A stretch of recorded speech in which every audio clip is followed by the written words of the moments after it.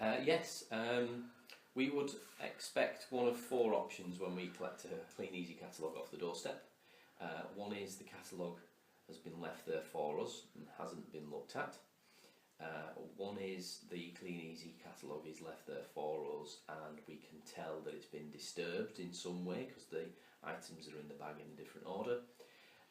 The other one, which is the best one, is that it's got an order in it, and we'll come to that in a moment. And then the fourth one, the catalogue isn't there. We need to be prepared in that we have I missed you slips ready with us. Again, these are available from newdistributortraining.co.uk and or teamresources.co.uk, downloadable as an A4 sheet with 6 slips on that you can fill in your telephone number and the day that you're coming back for the catalogue if there's no answer. So you can knock if there's no answer, put the slip through. Or if for whatever reason the weather's bad or you're in a rush, you could just put the slip through saying what day you're going to come back for the catalogue. So those are the four options: looked at, not looked at, ordered and didn't get the book back.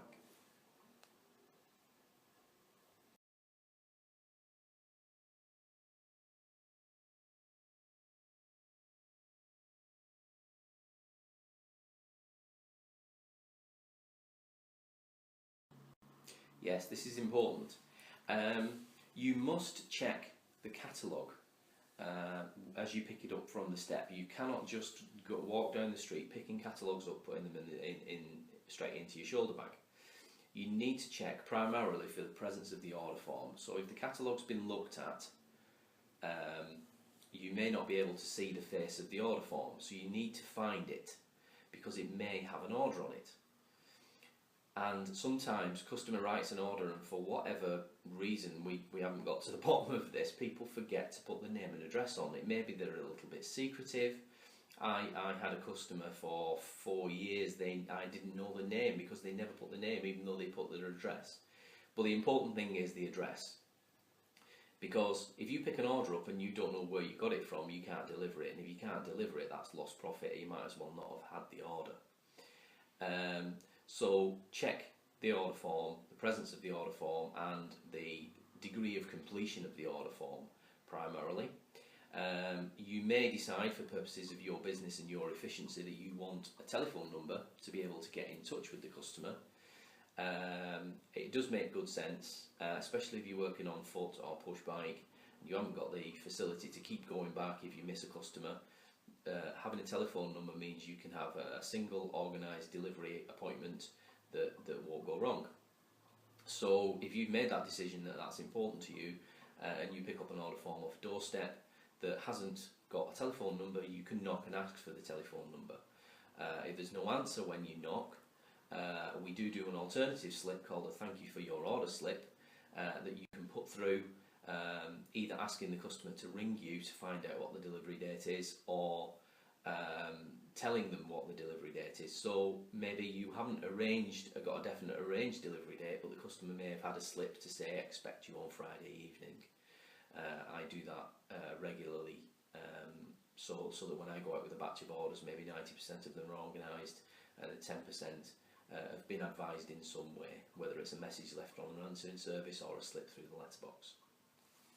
The other thing to look out for is complete absence of the order form.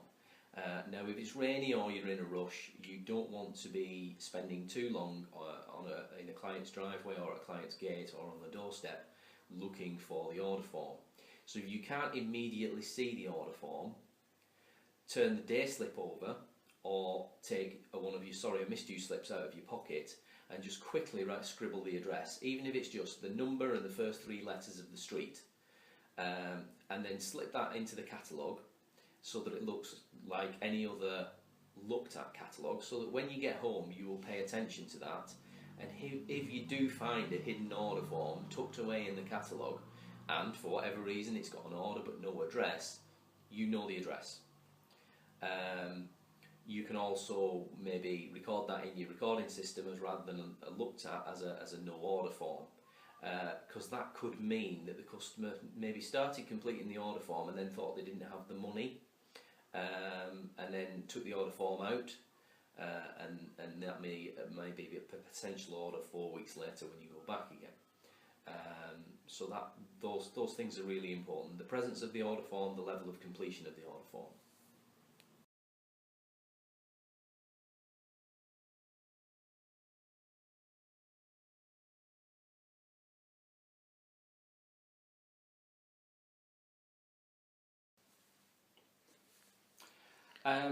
The short answer, immediately.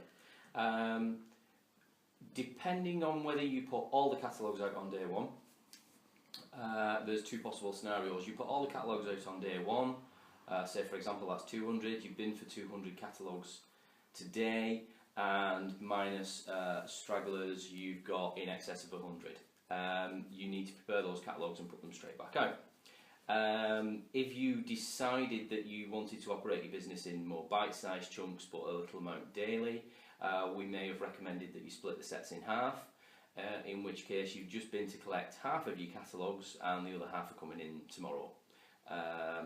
So, I mean, that's the trick. The catalogues have got to be out of the house more than they're in the house. It's as simple as that.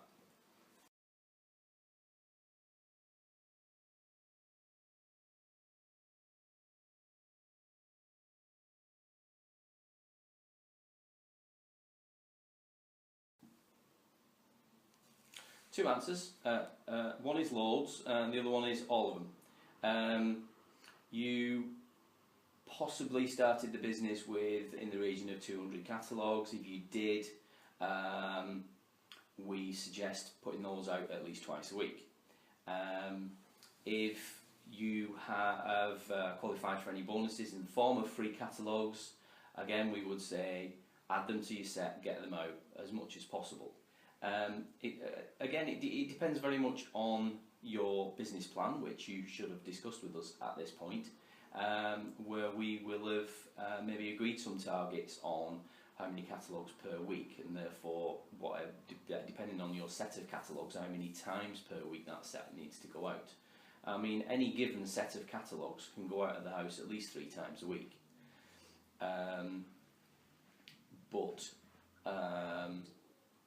You can invest in catalogues, of course, sometime in the future.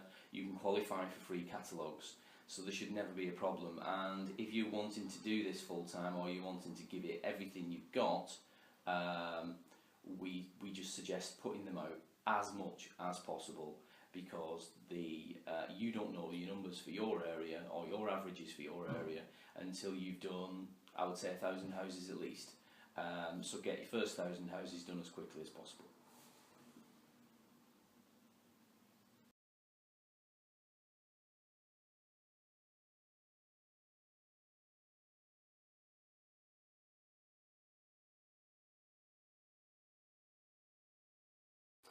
Tip of the day in this context is to treat your round records like gold.